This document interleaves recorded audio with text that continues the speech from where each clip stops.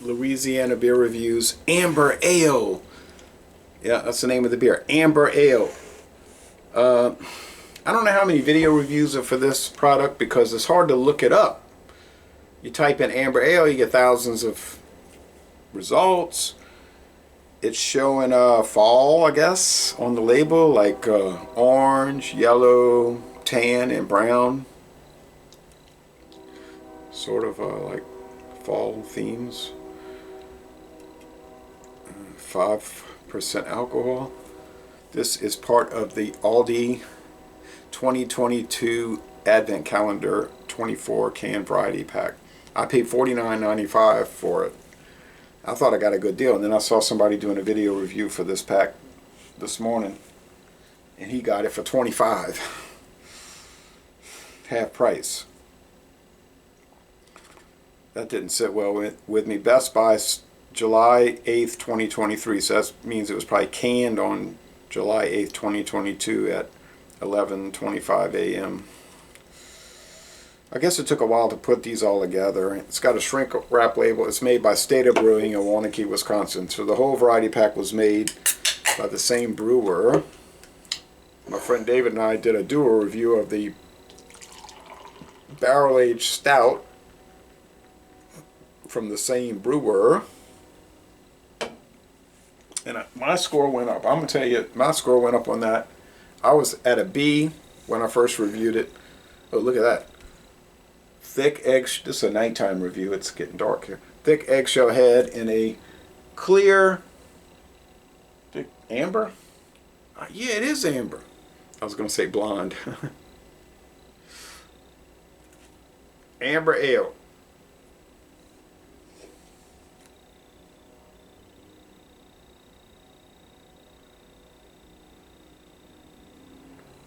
So I did the barrel-aged stout. I don't know, it seemed kind of bland to me or something. I don't know. I couldn't figure it out totally. I gave it a B.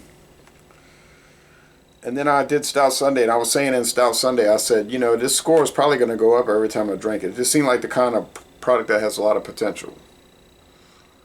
So then we reviewed it today, and we were in the A range, 96, 97. So I said, just goes to show you, things can change.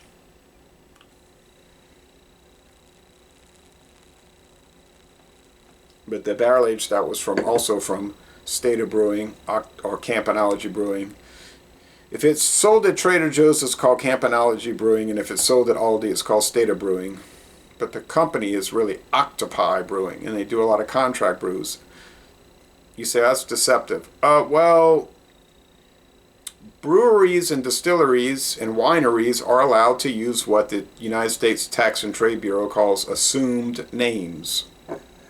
They can use, I would call it an alias, but they can use that as long as it's registered with the government, and they say, look, we're, Sazerac Company, and here's all the alias names we adopted for our distillery, like IWA Distilling. As long as it's registered, it's allowed. My main concern is, does the beer taste good or does the whiskey taste good? You know, it's usually not too hard to pin down who owns it anyway. You could just look for some certain clues, like Waunakee, Wisconsin. Then you realize there's only one brewery in the town. Kind of clues you in on what's happening. This smells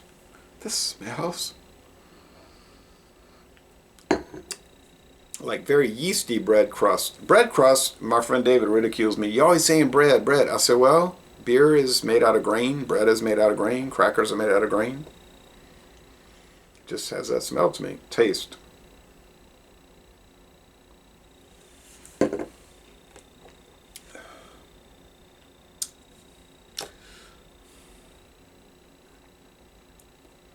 It's white bread crust, but there's a sharp bitterness to it, which shocks me. It's not an IPA type hoppy bitterness. It's more like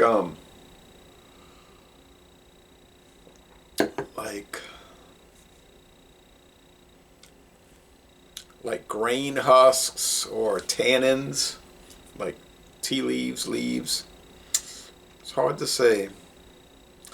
It kind of reminds me of that Flannel Fridays that we used to get from Harpoon. We don't get any Harpoon beers anymore down here on the Gulf Coast, and it's really disgusting, on the Louisiana Gulf Coast at least.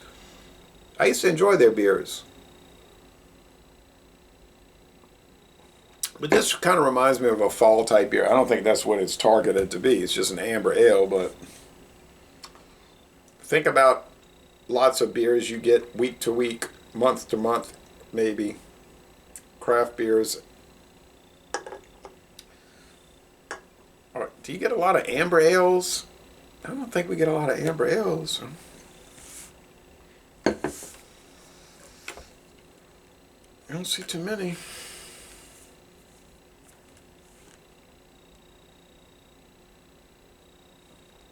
Medium body, like most beers, most good beers have a dry or mostly dry finish. The ones that finish sweet and gross, they're usually cheap and they're not well fermented. They got a lot of sugar left in the beer and they just give you the frisson.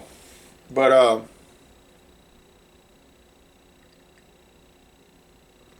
or give you the willies, as we say in English. But this is nice. Doesn't have any off weirdness. Definitely tastes like a craft beer. Like you would never drink this and think it was a mass-produced beer. Just I don't think you would get something like this from Molson Coors, Anheuser-Busch, InBev, Pabst, which their stuff's made by Molson Coors. Not totally, but largely. Even Yingling wouldn't put something like this out. No, you'd have to get into the craft beer world.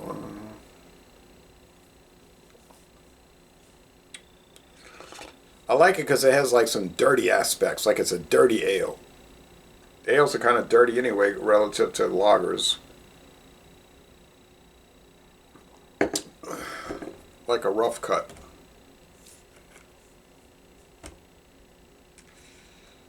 I'm trying to think what it reminds me of. It doesn't really remind me of anything. But in the back of my mind, I'm thinking there was an amber ale years ago that is like this, but I can't think of it.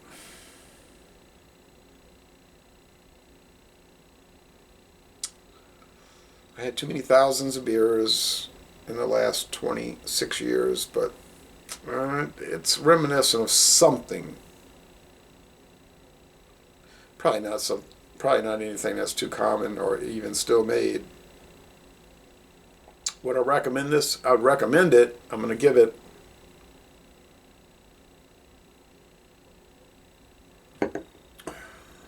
I'm going to give it an A, 93 out of 100, 9.3 out of 10.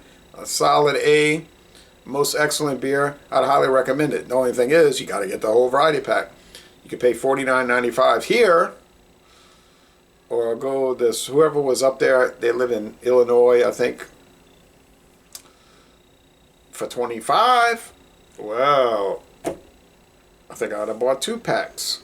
One to do solo reviews, one for duos, but I want to do that with a $49.95 pack. But that's the way it goes, so that's a rather shocking price differential. Double or half, depending on which way you're looking at it. Good product. So Les Relais, Bon Ton Relais, most excellent beer from this variety pack. Some have been duds. Can't say they all been good, but for the most part they have been. And I like the artwork here on these recent ones that I've been doing. The block colors like yellow, orange, tan, brown, and it's just good artwork. Really nice.